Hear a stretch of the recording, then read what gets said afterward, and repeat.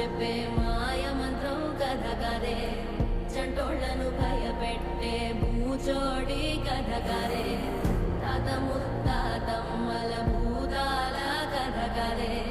విక్రమాదిత్యుడు చెప్పిన వేదాళుడి కథ కదే, దీపము నుండి దెయ్యం వచ్చే అల్లావుద్దీన్ కథ కదే, ఇది ముడత చర్మం ముసలి చెప్పే